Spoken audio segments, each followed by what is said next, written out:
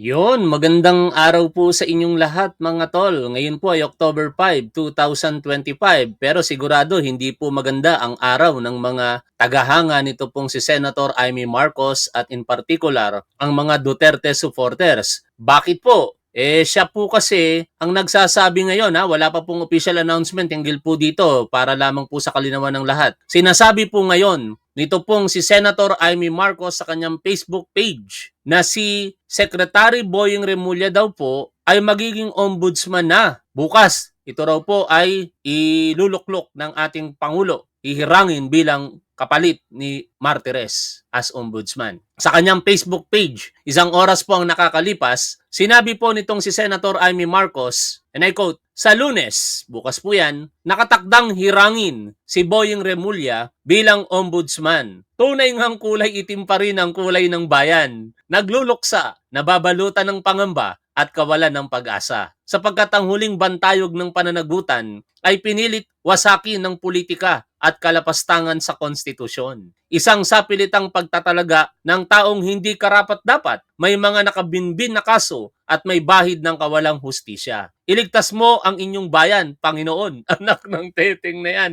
Nanawagan pa, nanalangin pa sa ating Diyos, ano? Pero alam mo, Senator Amy Marcos, kahit anong gawin mo, mananatiling panalangin na lamang yan. Kasi ang kapangyarihan ay nasa Pangulo ng Pilipinas para pumili ng mga recommended ng Judicial Bar Council. At isa dito, itong si Secretary Boying Remulla. Ibig sabihin lamang kung nirekomenda siya at kasama siya sa shortlist, kwalipikado siya. Ngayon, kung meron kayong question, dahil siya may mga sinasabi niyong kaso, edi questionin niyo kung saan forum kayo pwedeng mag-question. Sa ngayon, masaya ang majority ng mga Pilipino dito kasi naghahanap ng pananagutan talaga ang maraming mga Pilipino, partikular sa mga ginagawa ng mga Duterte na hindi po naharap sa pamumuno nitong si Martires, ang dating ombudsman. O kaya tingnan natin kung totoo itong sinasabi ni Amy Marcos bukas na mahihirang bilang ombudsman kapalit ni Martires si Secretary Boying Remulla. Sino naman kaya ang papalit kay Secretary Boying Remulla kung sakasakali sa Department of Justice? Hindi pa rin natin alam yan. Kaya lahat tayo ngayon dito mag-aabang sa mga susunod na kabanata. Pero ito ang tiyak ngayon mga tol at medyo malungkot ito sa atin. Sapagkat kanina lamang sa katatapos po nating live streaming, napag-usapan natin ang potensyal na pagbibitiw nito pong si Senator Ping Lacson bilang chairperson ng Committee on Blue Ribbon diyan po sa Senado. Ngayon, mukhang tiyak na po kasi inanunsyo na po sa kanyang Facebook page. Sabi po dito, Lacson magbibitiw bilang Blue Ribbon Chairman, ngunit ipagpapatuloy ang laban kontra katiwalian. No amount of criticisms from misinformed netizens and partisan sectors can distract or pressure me from doing my job right. But when my own peers start expressing their group or individual sentiments, maybe it is best to vacate. Nevertheless, I will continue to fight a corrupt and rotten system in the misuse and abuse of public funds, as I have consistently done in the course of my long years in public service. Sabi nga dito pa, hindi man chairman ng Blue Ribbon, tuloy ang laban ni Senator Ping Lacson kontra katiwalian. Ang pagiging chairman ng Blue Ribbon tulad ng lahat ng komite sa Senado ay halal ng kanilang kapwa senador. Matapos ipahayag ng ilang kasamahan sa Senado ang kanilang pag-aalinlangan sa isinasagawang investigasyon hinggil sa mga maanumalyang flood control projects, magbibitiw bilang chairman ng Senate Blue Ribbon Committee si Senator Ping Lacson. Sana mapigilan pa mga tol kasi nakakapanghinayang naman na meron tayong isang magaling na chairman ngayon ng Blue Ribbon Committee tapos magbibitiw pa sa kanyang posisyon. Sino papalit sa kanya? Hindi natin alam. Pero malungkot po yung balita na yan, kaya sana maagapan pa. Baka naman pwedeng mahilot pa. Total, nagkaayos-ayos naman na sila. Yung nagpahayag ng frustration at iba pang mga senador dyan, partikular si Senator J.B. Ejercito, sinabi niya naman na okay na nakapag-focus na sila at napagkasunduan na nga ang mga bagay-bagay. Kaya kung tutusin, wala nang issue. Baka may mga lumalabas pang ibang issue na hindi pa po natin alam ngayon, kaya marahil kinokonsidera na nitong si Senator Ping Lacson ang pagbibitiw diyan po sa Blue Ribbon Committee as chairperson. At sa ibang dako, meron pong senador na nananawagan ng snap election. Ano nakita yung kay Sir Benji, sinend sa atin ito ng ating kaibigan. Pero gamitin na lang natin yung post ni Sir Benji, nakita ko rin naman sa kanya. Ito, nananawagan si Cayetano ng snap election. Ay nako, Mr. 10K. Iniisip nyo ba yung sinasabi ninyo? Alam ninyo, kung meron mang nalalagay sa alanganin ngayon ang mga reputasyon, integridad, at kredibilidad, hindi po yun si Pangulong Bongbong Marcos actually. No? Ang Vice Presidente, sigurado tayo doon dahil may kinakaharap siyang impeachment complaint. Kayong mga mambabatas. Dahil kayo ngayon yung mga napagbibintangan. Kayo, yung mga kasamahan nyo dyan. Hindi man ikaw, pero yung mga kasamahan ninyo. 10 ng mga kongresista. Kaya nga ang tawag sa inyo ng publiko ngayon, mga senatong at mga kontratista. O bakit? Grabe kasi. Sa mga nakalipas po na panahon, grabe ang pinagagagawa ng mga mambabatas ng sangkot dito na yung pondo ng ating bayan, ini-insert sa iba't ibang pagkakataon pala nangungumisyon. Hindi man lahat, pero marami sila. O kaya kung meron man sigurong dapat na ihalal muli ng taong bayan o pumili ang taong bayan, baka hindi po sa pagkapangulo, Senator Alan Peter Cayetano. Baka sa Kongreso, yung Senate of the Philippines at saka House of Representatives. Baka dapat palitan kayo dyan.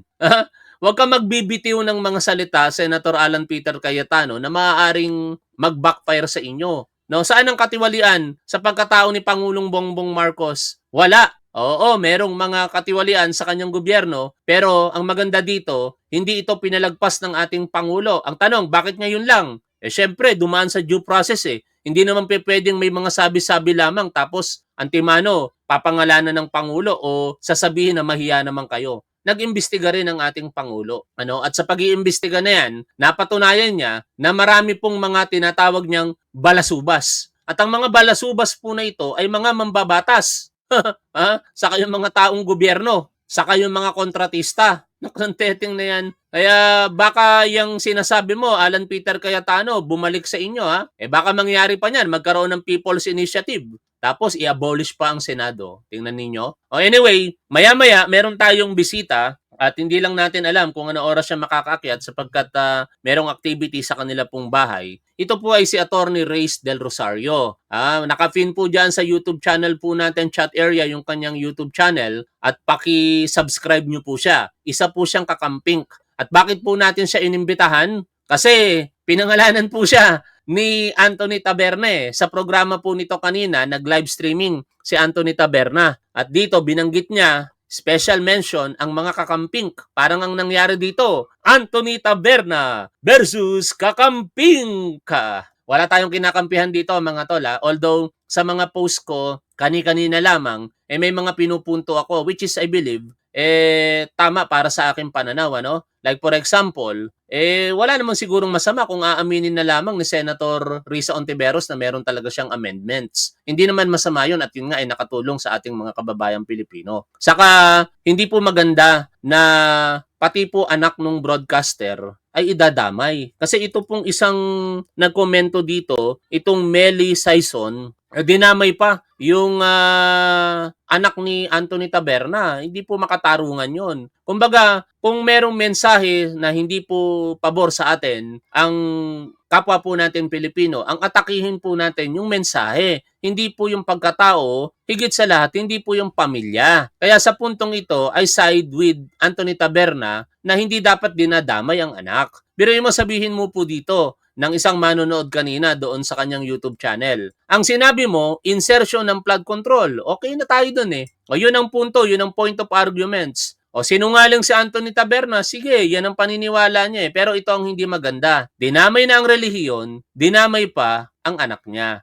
Nagsisimba ka pa, yan kabawian ni God, anak mo niyan. Di ba? Hindi po maganda yon mga tol. Kung ayaw po natin sa isang tao, wag po nating idamay ang relihiyon nito, wag din po nating idamay ang anak po nito. At dahil nga po dyan sa live streaming na yan, si Anthony Taberna, di ba, hinamon po siya ng mga kakamping.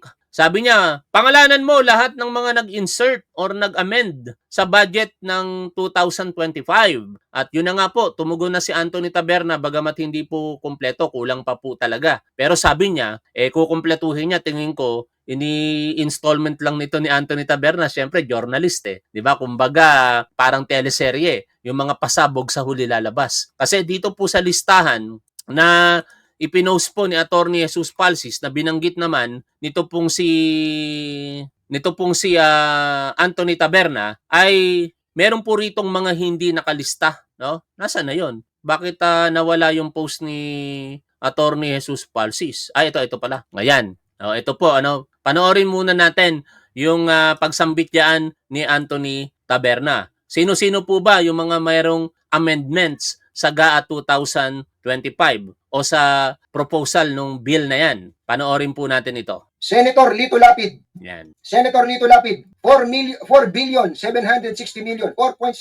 billion ang kanyang insertion. At least ito muna nasa listahan ko.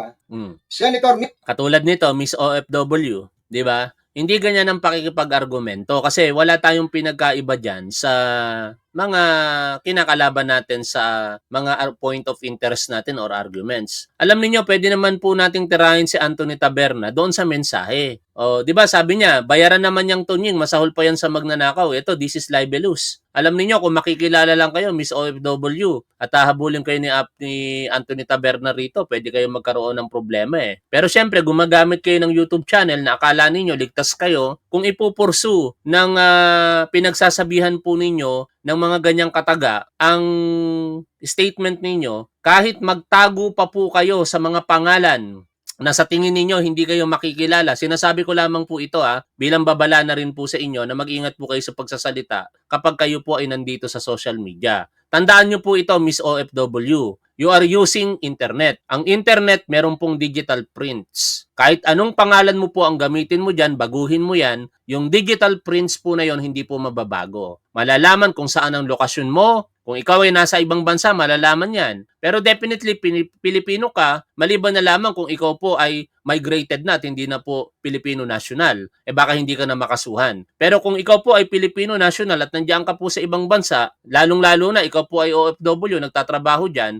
at pinurso ka nitong si Anthony Taberna, baka magka-problema ka, pinapaalalahanan lang po kita. Wag po natin pairalin ang ating emosyon sa pakikipag-argumento. Kasi the moment na pinairal po natin ang ating emosyon sa pakikipag-argumento, nakakapagsalita na po tayo ng ipinagbabawal sa batas. O ang katwiran po ninyo, freedom of speech, katulad nitong si Alfredo Morente, hindi po freedom of speech kapag nilalapastangan po natin ang karapatan po ng ibang tao. Dapat malinaw po sa atin yan. Meron pong limitasyon ang karapatan po natin sa pananalita. Ito lang naman ang simpleng basihan dyan. Kapag tayo po ay sumasaklaw na sa karapatan ng iba, natatapos na po ang karapatan natin. Ganun lang po yung kasimple. No? Halimbawa, ine-exercise po natin ang malaya po nating pananalita, pero sinasaklawan po natin ang karapatan ng iba, sinisiraan po natin ang kanilang reputasyon, tapos po ang pagiging malaya po natin sa pagpapahayag ng ating mga saloobin. Paalala lang yan, kung ayaw po ninyong tanggapin, okay lang naman, wala naman pong mawawala sa akin dito mga tol. Pinapaalalahanan ko lang yung manonood natin na mag-ingat sa mga komento kasi baka seryosohin po kayo ng mga pinagsasabihan nyo. Mig Subiri, 2.095 billion. Senator Cynthia Villar, 4.367,500,000. Senator Francis Tolentino, 6,300,902,000. Senator Coco Pimentel, 3,788,469,000. Sabi ni Hospicio Morato, magkaiba yung budget amendment sa budget insertion. Ang problema nga po, kung yan ang paniniwala natin, yung mismong mga senador ang nagsabi, di ba? Sinabi po ni Senator Lacson na ang amendment ay aka insertion. Sinabi po ni Senator JB Ejercito na ang amendment is aka insertion. Kanino po tayo maniniwala? 'Di ba? Siyempre sa mga senador, sila po yung mayroong mandato para doon eh. Ang punto na lang dito mga tol, hindi naman masama ang sinasabi ni Anthony Taberna kay Risa Ontiveros eh. Ang sinasabi lamang ay nagulat siya kasi kumbaga holy tingin niya kay Risa Ontiveros eh. Hindi niya raw inakala na ito yung magkakaroon ng amendment sa budget. Sige, amendment ang gamitin natin. Hindi niya raw inakala na magkakaroon ng amendment si Ontiveros sa budget pero meron nga. O, yun po yung punto doon. Kaya nga sa atin, ang panawagan lang natin dito, kung totoo na may amendment si Senator Risa Ontiveros, hindi naman po masama yun. In fact, makakatulong pa nga po yun eh. Sa live streaming po na ito nitong si Anthony Taberna, sinabi niya na yung mga amendment ni Senator Risa Ontiveros ay nagawa po ng maayos at nakakatulong ngayon sa ating mga kababayang Pilipino. Ngayon, bakit mahirap para sa parte ni Senator Risa Ontiveros na aminin na meron siyang amendment? Yan yung mga katanungan ni Anthony Taberna. Huwag kayong magagalit sa akin ha. Ako po'y nagiging patas lang po dito ngayon. At mamaya, pagka makaakyat sa atin si Attorney Reyes Del Rosario, alamin natin yung kanyang sentimiento bilang kakamping dahil siya po ay special mention dito po sa live stream na ito ni Anthony Taberna. Ituloy po natin ang pakikinig sa pagbasa ni Taberna sa mga senador na meron pong amendment at bilyon-bilyon po ang pinag-uusapan po dito. Pero hindi po ito masama mga tol hindi masama na nag-amend ang mga senador sapagkat yan ay bahagi ng kanilang trabaho as oversight ng ehekutibo at the same time as merong power of the purse na tinatawag. Senator Bongo, 3,647,000. Ay, di ba? 3,647 million. Eh di sabihan mo na magnanakaw si Jinggoy, bakit ako pa uutusan mong sabihan? Ikaw na magsabi. Hindi ko kasi ugali yun. Alam ninyo, kung meron mang mga magnanakaw sa ating gobyerno, hindi ko ugaling magsalita direkta na magnanakaw sa kanila. Mga balasubas, I always quote someone kung ano yung sinasabi sa kanila.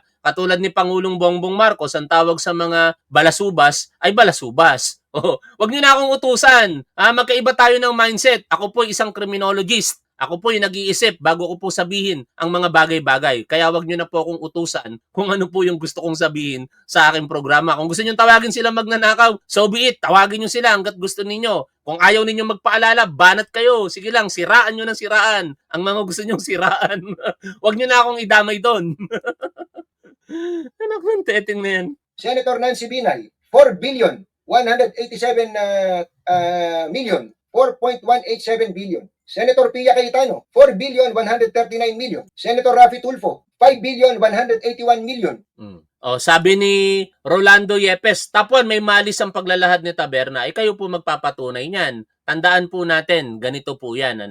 Sa libelo, ang pinag-uusapan po dito, reputasyon ng tao. Kapag ka meron pong isang impormasyon na pinublish ng isang individual, meaning narinig po ito ng third person at ito po ay makakasira sa reputasyon ng tinutukoy nito, that is libel. Sa puntong ito, si Anthony Taberna ay isang journalist. Siya ay nagsalita ng sa paningin ninyo, sinisiraan si Senator Risa Ontiveros. Hindi kayo, hindi supporter ni Risa Ontiveros ang pwedeng magdemanda kung hindi si Senator Risa Ontiveros. Pwede niya bang idemanda ng libel si Anthony Taberna? Pwede naman kung sa tingin niya nasisiraan ang kanyang reputasyon. Pero tandaan po natin, kapag ka public officer ka, dapat mataas ang, hindi ka onion skinned. Hindi ka pwedeng nasabihan ka lang, na-criticize ka lang, demanda ka na kagad. Kung ganun ang diskarte mo, ikaw ngayon ang magpapatunay na merong malisya kay Anthony Taberna. Kasi ginawa ito ni Anthony Taberna in good faith sa kanyang paniniwala. Meron nga siyang mga resibo na merong insertion talaga ang mga senador or tinatawag niyong amendments. Pero aka insertion po yon ayon sa mismong mga senador. Kung may mali siya, kayo po ang magpapatunay. Hindi po si Anthony Taberna ang magsasabi na meron siyang mali siya. Pero again, hindi po tayo ang merong saklaw dyan. Si Senator Risa Ontiveros ang pwede pong maghabla kay Anthony Taberna kung sakasakali. Pero kung kayo po ay nagsasalita ng mga mapanirang puri kay Anthony Taberna ay ibang usapan po yon. Siyempre, public personality din siya. Mataas din dapat ang standard niya sa pag-accept ng kritisismo. Pero hindi ibig sabihin nun na immune po kayo sa pagsasabi ng hindi maganda sa kanya. Tandaan ninyo, pumapatol si Anthony Taberna. Lalong-lalo na kapag kaanak nito ang pinag-uusapan. A good example there is Maharlika or Claire Eden Contreras. Do you still remember that Maharlika was sued by Anthony Taberna for cyber libel dahil dinamay nito yung kanyang anak?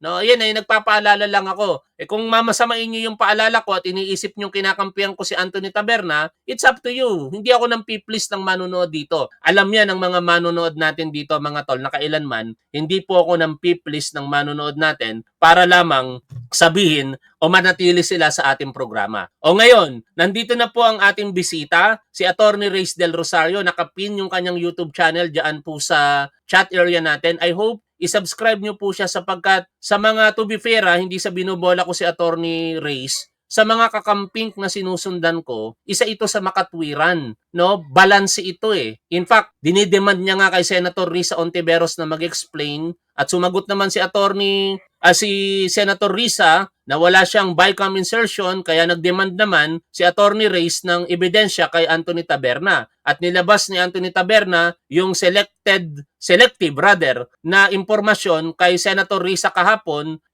Nagtanong din ang iba pang mga kakamping katulad ni Attorney Jesus Palsis na bakit siningle out lang si Senator Risa Ontiveros. At dahil doon naglabas kanina si Anthony Taberna sa kanyang live streaming ng majority of senators noong 19 Congress na nag-insert or nag-amend, I should say, ng budget sa 2025. Ngayon, kaya natin bisita si Attorney Reyes, hindi ko na siya i-introduce, kilala nyo na siya. Siya po ay isang kakamping, isang abogado na active sa politika at marami tayong matututunan sa kanya. Pakipollow nyo po siya sa kanyang YouTube channel at Facebook page. Kasi nandito po sa programa ni Anthony Taberna, special mention siya. Iakyat ko muna si Attorney Reyes, para ma-welcome muna natin at iparirinig natin sa kanya yung tinuran ni Anthony Taberna. Maraming salamat, Attorney Reyes, sa abrupt na naman na pagpapaunlak sa ating invitation. Salamat po.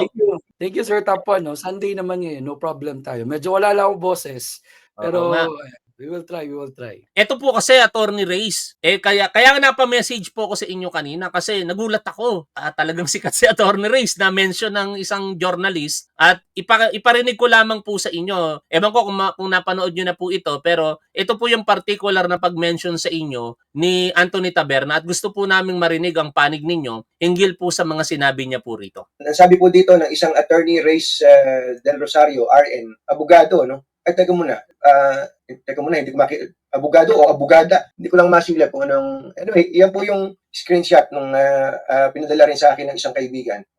The plot thickens. Katunying turns out to be the first celebrity endorser of Stronghold Insurance, the same company that insured the projects of the Discayas, where Senator Marcoleta's wife serves as an independent director. Tingnan nyo kung saan-saan na nagsuot itong mga ito.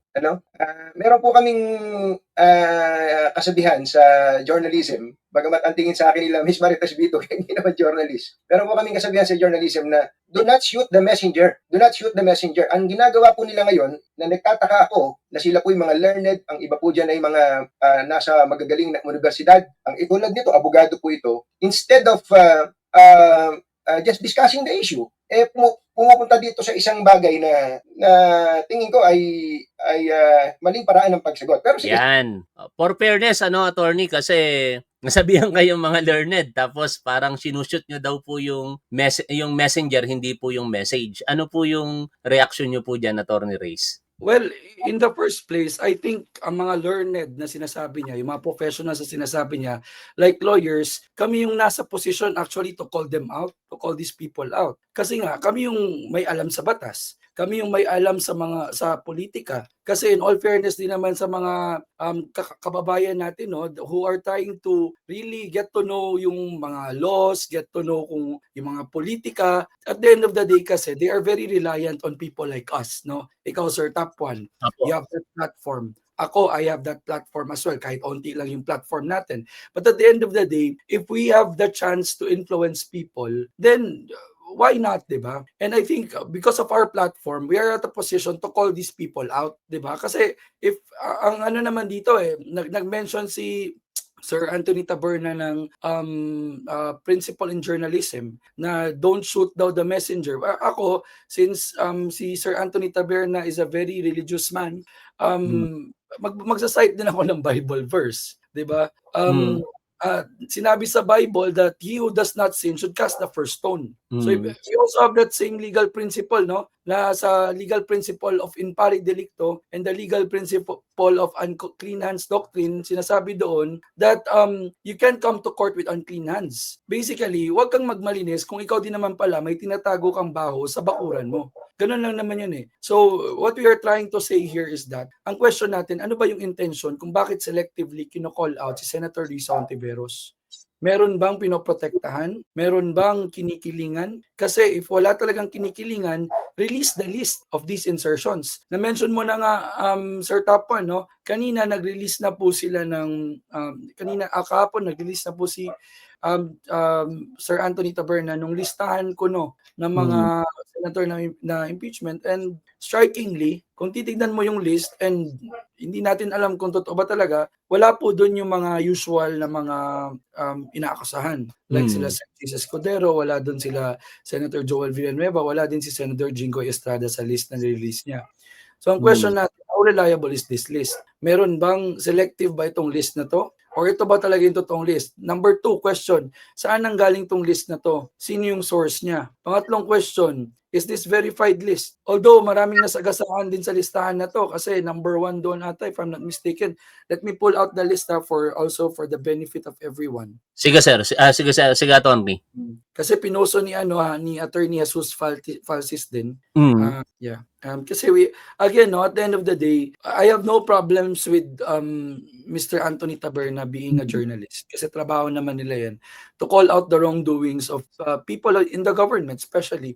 Pero if you're going to be selective about it, baka there's an ethical consideration that should be questioned, no? That should be talked about. Kasi if you really want fair and honest journalism, wag tayo mag-selectively call out, no?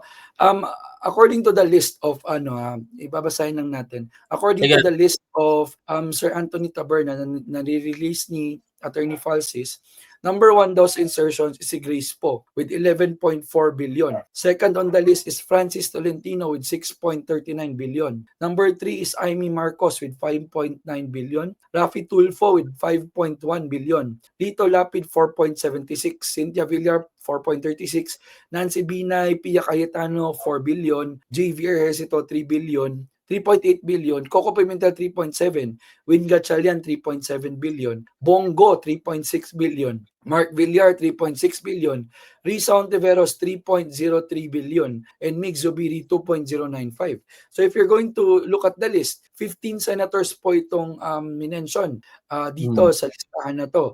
And hindi ko naman sinasabi na okay lang kasi siya yung isa sa pinakamababa, pero at the end of the day, if you're going to call out Senator Risa Hontiveros, call out mo yung mas marami kasi sa 15 people na to, number 14 lang po si Senator Risa, second to the lowest siya in terms of yung alleged insertions. So at the end of the day, kung hindi ka talaga selective and biased kay Senator Risa, why call her out sa singly? Di ba siya lang yung kinall out wala tayong problema sana kung sinabi niya ito si Grace po, ito si Francis Tolentino, etc. And again, strikingly and very interesting sa list na to, wala si Jesus Escudero, walang Joel Villanueva, Jinggoy Estrada, Lauren Legarda, Alan Peter Cayetano, Bato de la Rosa, Robin Padilla, Coco Pimentel, si Sen Sanyangara, no? So at the end of the day, question natin, is this a reliable list? Yan lang naman yung sa atin. Ako, I have no problems calling out Senator Risa Hontiveros because I also want to know. Kasi nakakaya naman, I supported Risa Hontiveros for her honesty and transparency, for her call for accountability. Tapos siya din pala may anomalya. Wala akong problema, I'm gonna call you out. Kasi nakakahiya on my part. Diba? Ilang years, ilang taon ko nang dinedepensahan si Senator Risa Hontiveros. Pero mapapahiya ako with the fact na kurakot din pala siya if ever man. Kaya we want answers. And ayaw din natin ng mga plain answers ng na wala akong bycam insertion. What we want is a evidence-based na mga evidence-based na proof talaga, no? And what we also want coming from Sir Anthony Taberna kasi he started all of this, siya yung nagcast ng first stone. Sana ma-release din yung listahan ng ibang senators. Kasi so that people will be able to apply. Attorney, pasensya ka na, play lang ako ng devil's advocate dito. Hindi ko kinakampihan si Anthony Taberna, naka-neutral po ang posisyon ko dito. Kasi actually, si Senator Risa Ontiveros, isa sa mga konsiderasyon ko yan sa pagka-presidente sa 2028 kung wala talagang malakas na mailalaban ang kasalukuyang administrasyon. Bias ako kasi para sa Yeah. ating Pangulo eh. Pero kung wala talaga no choice, I'll rather vote Senator Risa than na manalo itong si Sara Duterte. Now, going back sa devil's advocate ko na ito, ang dinidemand, particular ni Attorney Jesus Palsis, ay kung sino yung source. Pero we all know for the fact na bilang abogado, alam ni Attorney Jesus Palsis, and I know, binention mo rin ito sa amin, Attorney, na merong SOTO na, Yeah. na a journalist cannot reveal his source. Ano po ang inyong masasabi doon? Well, that is true kasi at the end of the day, this is an ethical question. It becomes ethical already. Hindi na lang to this is not a matter of fair and honest journalism. It's becoming ethical because again, there is already a question on the credibility of Mr. Anthony Taberna. Kino-question siya dito because there might be a conflict of interest. There might be. Okay. There is an allegation of a conflict of interest. So, if really wala talagang if we're being honest about this, no, sa listahan nito, and if Sir Anthony Taberna is really doing his job as a journalist, dapat i-address niya itong questions on credibility, on ethical considerations rather, no, kasi wala tayong problema kung journalist siya pero walang question sa kanyang credibility and sa conflict of interest. Wala tayong problema dyan eh. Pero ang problema kasi dito, lumabas kasi yung possible conflict of interest na meron siyang connection sa mga ibang senador that could lead people to believe that baka hindi reliable itong listahan na ito. No, so yun lang naman natin. First We're time not- kong narinig yan, attorney, na meron siyang possible na connection sa ibang mga senador. Yeah, well, at the end of the day, yun nga ang sinasabi natin, the connection, the stronghold connection. And at the same time, Pero, yeah, napanood nyo ba yung kabuuan ng live stream kanina, attorney? Kasi nung pinanood ko yan, pinakinggan ko, nagwo-walk ako ng dog ko kanina, pinakikinggan ko yung live stream niya. Ang paliwanag niya dyan, 1 taon lang daw siyang kinuha noong 2022 at na-expired na ito ng 1 taon at hindi na daw siya na-renew. And also, ang sinabi niya, attorney, I do not know kung maniniwala po kayo dito, kasi parang ano yung appropriate term, ano yung exact term na ginamit niya. Kumbaga, holy yung tingin niya kay Senator Risa na sa lahat daw kasi ng mga senador, hindi niya inisip man lamang na magkakaroon ng amendments si Attorney Risa sa budget. Kaya daw po yun yung dahilan at siya yung kinall out niya. I do not know kung totoo yun, pero yun po yung kanyang kiniklaim kanina sa kanyang live streaming. Ibig sabihin, maganda yung pagtingin niya kay Senator Risa, kaya parang nagtaka siya at nagulat na meron palang amendments na nagawa di umano si Senator Risa Ontiveros. okay, first of all po, no, ako, well, kung if that's his perspective about it, then well and good. Kasi if ever man, totoo man yan na sinusuporta niya si Senator Risa and ngayon kinikriticize niya or inaatake niya, that's good kasi that's how it should be. Kahit yung mga sinusuportahan mo, if really may mali, dapat i-point out mo. If tama naman, you praise these people, no? Wala naman tayong problema dyan. Pero ang question ko nga kasi, ano lang din Sir Tapwan na, if I may din as a lawyer, sa mga natin, i-define natin what is amendment and insertion, if that's fine or if you're interested about that, no? Hindi, okay, go ahead, attorney. At mas magandang malinawan yan kasi ang pinaguhugutan ni Anthony Taberna is not law kung hindi senators. According to him, at napanood naman natin, Senator Panfilo Lacson stated that almost all senators had insertions, while Senator J.B. Ercito stated that all senators had insertions. Ayun, para maipaliwanag po natin sa ating mga manonood, ano ba yung pinagkaiba talaga? Sinasabi ng mga senador na ito, insertions, aka or amendments, aka insertions. Pero sa perspektibo po ng batas, paano po natin tinitingnan yan na ito talaga ang dapat na tawag, amendments not insertions? Okay, so we have to be clear about this, no? Amendments versus insertions. Amendments and insertions, when approved by the plenary, is no problem. Kasi plenary naman talaga magde-decide kung ano ilalagay sa budget. Okay, i-differentiate lang natin siya. So the executive, no, through the DBM will submit their National Expenditure Program. Yung tinatawag natin na NEP, no? The NEP will contain the proposed budget of the executive branch. No, ito yung sinasubmit ng presidente doon sa Kongreso basically.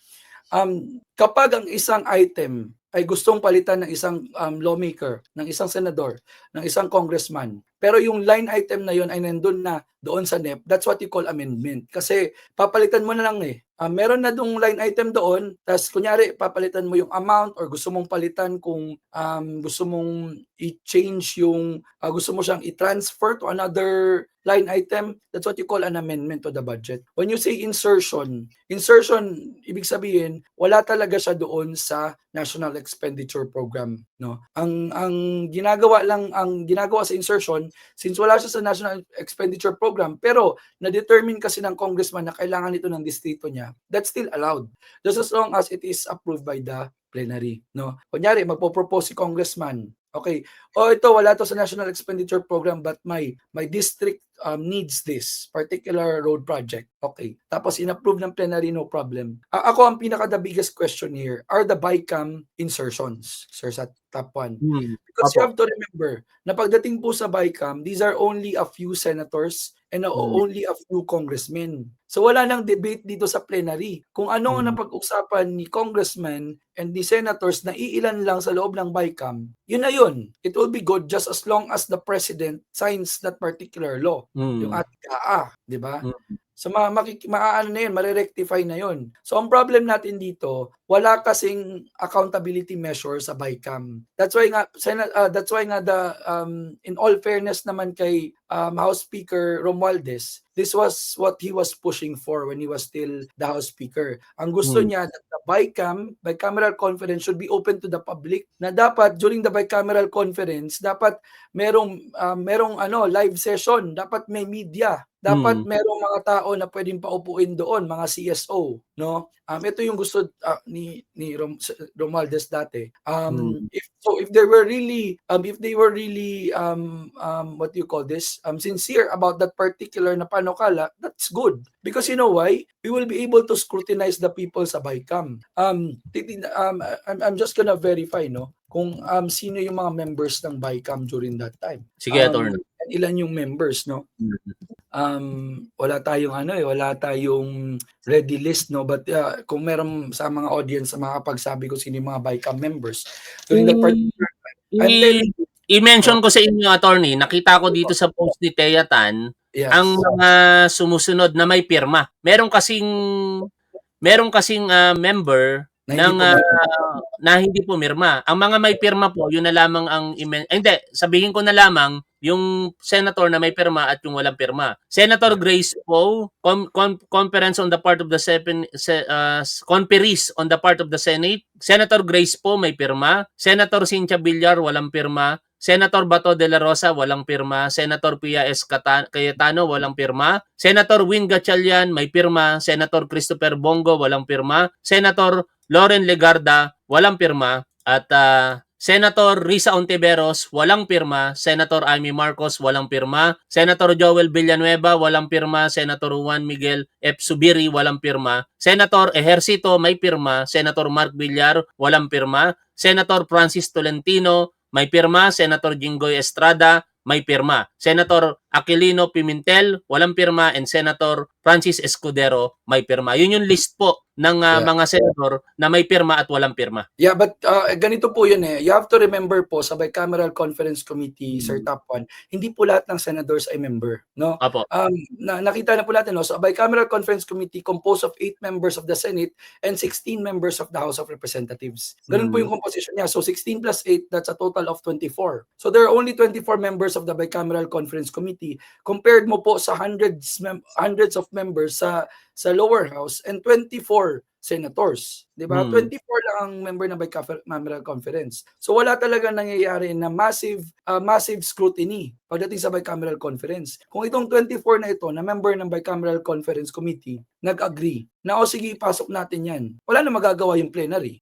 Kasi ito po, para po sa mga hindi nakakaalam, no, ang bicameral conference committee po, ginawa po yan when the lower house and the Senate sa isang particular bill hindi sila magka-align. So si Bicameral Conference Committee ang gagawa ng final version of that particular bill. Kasi di ba usually di ba ang nangyayari Senator Top 1 tuloy, magiging Senator ka sir.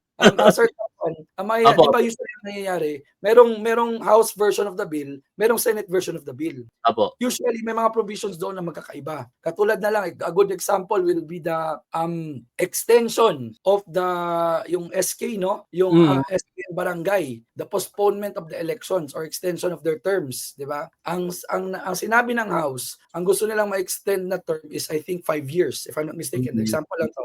Tapos ang gusto ng 3 years ata, ang gusto ng Senate is 4 years, parang ganun. So basically they settled with 4 years. Kasi si Bicameral Conference Committee na ang nag-decide nun. Kasi hindi magkatugma yung bill na gustong ipasa ng Attorney, ma-interrupt lang kita. Total, nasa BICAM tayo. May nagsasabi, si Wonder Woman, tanggalin na yung BICAM. Pwede ba yon? Ano po ba ang basihan ng BICAM, by the way? Nasa ano ang Bicameral Conference Committee po ay nasa ano po yan, nasa rules po yan ng Senate and Congress, no? Nasa batas. Ibig sabihin, pwede pong tanggalin kung gugustuhin. Well, at the end of the day, ang tanong ko lang, attorney, nasa saligang batas po ba ang BICAM? wala sa BICAM. Oh, I see. Ako, I have to be sure lang din kasi para hindi tayo magkamali. Opo. Pero kung anong legal basis talaga ng Bicameral Conference, no? Opo. Yeah. So at the end of the day, no, tama, no, wala nga siya sa Constitution, but it's an undertaking coming from the two, no? May agreement si House and si Senate. Pero Meaning, pwede sorry for interrupting, Sorry for interrupting. Pwede pala pong tanggalin niya kung gugustuhin ng Congress. Ano po? Yes, pwede siyang tanggalin, pero ang problem natin dito, if tatanggalin siya, Opo. hindi magkakaroon ng for example nga, yung sinasabi nga natin, kung wala kasing Bicameral Conference Committee, magsasubmit si House ng version of the bill, magsasubmit si Senate ng version of the bill. Ang question, ano ang pipirmahan ng presidente na bill? Oh, I see. I get. Nakuha na po natin. Tama. So basically, si Bicameral Conference Committee, kung merong disagreement sa House version and sa Senate version, yun ang papapirmahan sa presidente for it to become a law. Kumbaga, ito yung nagtutugma yung kanilang layunin sa both houses, ano? So ang problema natin dito, Sir Top 1, ano kasi tayo bicameral kasi, double house kasi tayo Yung kamara natin, dalawa kasi. Meron tayong lower house and meron tayong upper house. At the end of the day, sa paningin ng batas kasi, these two are equal. No, kasi these two were both voted by the people to represent them. So at the end of the day, wala kasi sa ating konstitusyon ang Bicameral Conference. So at the end of the day, ang question dito, sino ba dapat ang umangat when it comes to passing a law, no? Ngayon, attorney, maibalik ko lang po dito sa issue kay Senator Risa Ontiveros. Again, sa totoo lang, kahit iba ang kulay sa politika ni Senator Risa, hindi ako critical sa kanya. No, kasi nakikita ko naman sa kanya yung talagang matuwid na pagtupad sa kanyang tungkulin bilang senador ng ating bansa. Pero ang tanong ko lang ngayon dito, pumuputok talaga tong issue sa pagitan nila ni Anthony Taberna. Given na dininay niya na wala siyang BICAM insertion. Yeah. Pero ano kaya yung masasabi ni Senator Risa Ontiveros? I know hindi ka pwedeng magsalita on her behalf, pero siguro speculate tayo, attorney, na bakit until now wala pong pahayag si Senator Risa Ontiveros dito sa particulars na inilabas nitong si Anthony Taberna. Kasi sinasabi ni Anthony Taberna sa kanyang programa na magaganda naman daw po yung mga proyekto. In fact, pinasuri niya daw po ito at talagang gawa po ng maayos yung proyekto at nagagamit po ng ating mga kababayang Pilipino. Ano po kaya sa tingin ninyo? Bakit walang pahayag si Senator Risa tungkol dito sa budget amendments na di umano'y siya'y gumawa? Well, if I'm being honest sa'yo, Sir Top 1, I have the same question. I have the same question because again, we are not hindi naman tayo kasi mga panatiko, Sir Top 1, na kapag yung sinusuportahan natin ay may maling ginawa, susuportahan pa rin natin. So at the end of the day nga, ang question natin, and even I posted this already this morning, earlier today, sinabi ko, nabasa ko yun. That the team of Senator Risa Ontiveros should be more aggressive in debunking fake news against her. Kasi sa pananaw ng mga tao, no, kapag itong mga balitang ito ay hindi dinebunk, nagiging katotohanan to para sa karamihan Tama. That's a problem natin ngayon. That I think is a very big problem, especially because malakas ang machinery ng mga Duterte vloggers when it comes to spreading lies and fake news. Diba? So dapat maging aggressive din tayo. You supported Bongbong Marcos during the 2022 elections. I supported Leni Robredo. And yan yung pinaka-criticize namin kay Leni Robredo. Because sobrang bait mo naman. Na ang dami ng pinukol sa'yo ng mga issues, wala kang sinagot ni isa. Diba? And yung sinasabi namin, if only you answered all of these questions, baka na-save ka pa namin. Diba? Baka na-debunk pa natin yung mga ibang kasinungalingan, mga fake news. Pero hindi kasi ang orientation ni Leni Robredo dati, okay lang yan, the truth will come out, parang radical na pagmamahal. And that I think was a very wrong move on the part of her campaign. Anyway, that's a different story. Kaya nga sinasabi namin dito kay Risa Ontiveros, Senator Risa, alam namin that you are pushing for accountability and transparency. I think it's about time to answer this. Ako nga dapat mag-vlog siya eh. I mean, mag-video siya eh. I-itemize niya itong mga item na to and what happened with these particular line items. Ano nga ba nangyari doon sa road project sa lugar na to? Ano nangyari sa road project sa lugar na to? And ako wala kasing problema with amendments and insertions, especially if plenary, Sir Tapon. Wala akong problema dyan. Ang problema natin, if ginamit ang pera for corruption. Kasi these projects, kailangan naman talaga ng tao eh. Kailangan natin ng flood control projects, kailangan natin ng road projects. At the end of the day, ang question natin, nakatanggap ba ng kickback si Senator Risa Ontiveros mula sa mga project to? Dapat yun yung tinatanong natin. Wala akong problema kung may insertion si Senator Risa. Wala akong problema kung may amendment siya, kung ginawa siya sa plenary and it underwent. Sinabi naman niya, it underwent the correct legal process. I don't have any problems with that. My problem is, nakatanggap ba si Senator Risa Ontiveros ng kickback from all of these projects? So that's what she needs to explain. No, in all honesty, legal principle, the burden of proof should be with the accuser. Pero kasi Senator Risa Ontiveros is a public official. Tama. The public official, it's different eh. The burden of proof now comes from the public official dapat. So dapat si Senator Risa Ontiveros should release this particular list. Kasi kung totoo man na merong amendment, kung totoo man na merong insertions, walang problema. Just as long as she can prove na wala siyang kinikback and napunta talaga sa intended recipient. Kung meron mang kumikback doon sa mga lower officials, that's beyond, sabihin natin that's beyond their control. Kasi ang sa kanya naman, tinulungan niya yung congressman ng lower house to push for these. Ano kasi at the end of the day, hindi naman niya mga distrito to eh.